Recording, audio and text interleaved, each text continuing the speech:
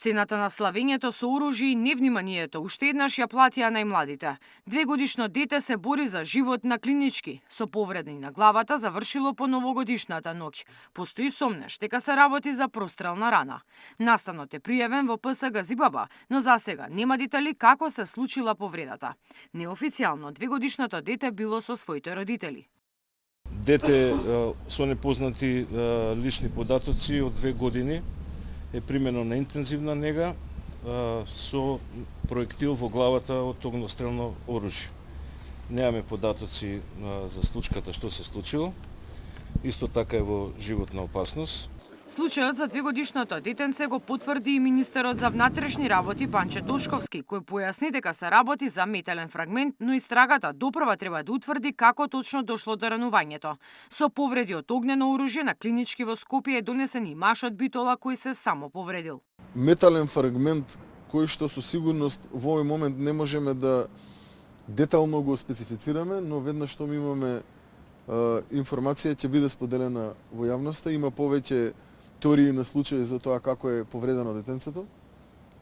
Штом точно ги утврдиме причините за настанување на оваа тешка телесна повреда, ќе соодветно ја информираме јавноста. Во старата Скопска чаршија се случи крвав инцидент со фатални последици. Едно лице е убиено, а друго се здобило со тешки телесни повреди по масовна тепачка во која учествувале повеќе лица. Убиениот е турски државјанин. Осомничено е и едно лице кое во моментов е во бегство. Со остар нож се предизвикани и убиството и тешката телесна повреда. Имаме осомничено лице. Во интерес на истрагата не би можел да отворам повеќе детали. Моментално лицето е во бегство. Станува збор за поголем број на учесници во рамки на вчерашниот кривично правен настан кој што го споменавте, кои што сите до еден согласно информациите кои што ги имам досега се странски државјани. Лекарите се борат и за 16-годишно момче од Штип кој паднал од височина. Кобно било славењето и за 30-годишен маж кој е пронајден во Бумјаковец со тешки повреди при пат од зграда. Употребата на пиротехника и покрај апелите испрати дури 20 лица на клиниките.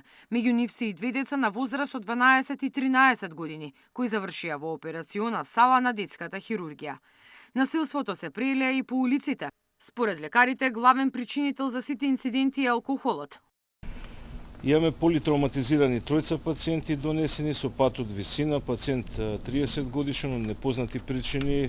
Јавено е за овој пациент дека е пронајден паднат, е во животозагрозувачка состојба, извршено е оперативно лекување на арбетниот столб и моментално се наоѓа на клиниката за интензивно лекување.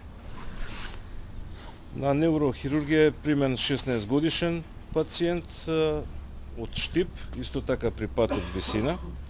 Имаме една повреда со нож во левата лумбална регија, но е површно и пуштена на домашно лекување. Имаме со огнестрелна повреда во пределот на десен лакотен зглоб од прилеп. Во прилеп е случката, пациентот е од Скопје и се спрема за оперативно лекување.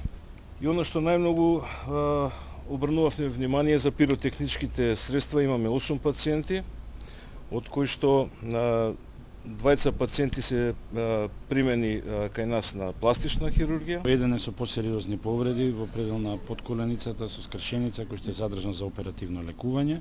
Останатите пациенти се третирани амбулантски, од кои што 8 се повредени во физички пресметки, 6 се повредени од пиротехнички материјали, 4 се повредени заради сообраќајки. Насилството се прелеа и по улиците. Тепачки се случиле на повеќе локации во Скопје и други градови уште пред полноќ. 7 лица се повредени од употреба на пиротехнички средства, а едно лице се само повредило со ловна пушка на територија на СВР Битола од употреба на огнено оружје.